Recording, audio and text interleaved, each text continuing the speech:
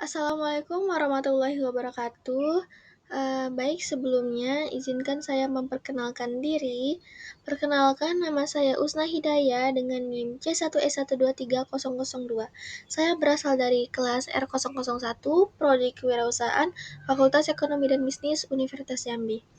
Hari ini saya akan mempresentasikan sebuah tugas UTS dari mata kuliah Bisnis Internasional yang diampu oleh Bapak Andi Ismail, yaitu tentang ide ekspor suatu produk dari daerah asal ke negara yang dipilih. Baik, langsung saja. Produk yang saya pilih adalah dodol nanas tangkit yang rencananya akan diekspor ke negara Tiongkok. Baiklah, langsung saja kita mulai pengenalan produknya. Yang pertama ada dodol nanas tangkit adalah salah satu oleh-oleh khas dari daerah Tangkit, Kabupaten Muaro Jambi, Provinsi Jambi, Indonesia. Produk ini merupakan inovasi dari dodol tradisional yang biasanya terbuat dari ketan dan santan, namun dipadukan dengan buah nanas, yang menjadi kombinasi unggulan dari daerah tersebut. Baiklah, di slide selanjutnya ada strategi pemasaran, yang dimana dodol nanas tangkit memiliki peluang besar untuk menembus pasar Tiongkok karena sejalan dengan tren konsumen di sana yang menyukai cemilan sehat, alami, dan berbasis buah tropis seperti nanas. Produk ini juga cocok dengan kebutuhan pasar akan snack praktis, berkemasan kecil, serta potensi pasar hadiah premium yang menghargai keunikan dan citra budaya daerah asal. Namun, agar lebih diterima, dodol ini perlu sedikit penyesuaian pada kadar gula, desain kemasan yang lebih modern dengan label bahasa Mandarin, serta pemenuhan standar ekspor dan sertifikat pedagang yang berlaku di Tiongkok. Langsung saja di slide berikutnya, yaitu ada nilai keunikan produk, yaitu keunggulan utama dari dodol nanas tangkit ini dibandingkan dari produk pesaing di pasar Tiongkok, yaitu terkenal pada keunikan bahan, cita rasa, dan nilai budayanya. Produk ini menggunakan nanas dari desa Tangkit, Jambi, yang memiliki aroma kuat dan rasa manis asam seimbang, menghasilkan perpaduan rasa tropis yang segar dan alami. Berbeda dengan permen buah olahan atau snack buatan pabrik yang dominan di pasar Tiongkok. Selain itu, tekstur dodol yang kenyal dan lembut memberikan sensasi chewy fruit snack yang alami tanpa bahan pengawet buatan, sehingga bisa diposisikan sebagai cemilan sehat dan otentik khas Indonesia. Keunggulan lainnya adalah nilai citra lokal.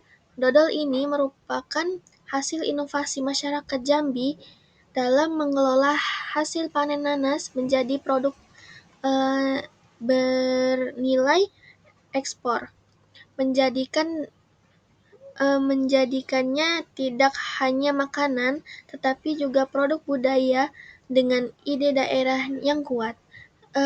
Yang berikutnya ada suatu yang jarang dimiliki oleh produk pesaing dari negara lain. Baik, di slide selanjutnya ada resiko dan solusi. Di sini ada strategi pemasaran yang paling efektif untuk dodol nanas tangkit di pasar Tiongkok sebaiknya menggunakan 3 pendekatan utama secara bertahap, yaitu ekspor melalui distributor lokal, yang berikutnya ada penjualan lewat e-commerce lintas negara, dan yang terakhir ada pemasaran berbasis cerita budaya atau storytelling marketing. Pada tahap awal, bekerja sama dengan distributor atau impor lokal adalah langkah paling relatif karena mereka karena mereka sudah memahami regulasi impor pangan, sertifikasi, serta jaringan distribusi di Tiongkok. Setelah izin edar dan sertifikat terpenuhi, produk dapat mulai dipasarkan melalui platform e-commerce besar seperti Tmall Global, JB Worldline, atau Pinduoduo yang sangat populer di kalangan konsumen muda dan menjadi jalur utama masuknya produk luar negeri. Selanjutnya, strategi promosi melalui perlu difokuskan pada storytelling yang menonjolkan keunikan asal-usul produk seperti dodol buatan tropis khas Desa Tangkit Jambi, cemilan alami dari Indonesia. Dengan dukungan kemasan menarik dan konten digital seperti video, media sosial, influencer lokal untuk mengembangkan brand award tersebut. Dan selanjutnya di slide berikutnya ada resiko dan solusi.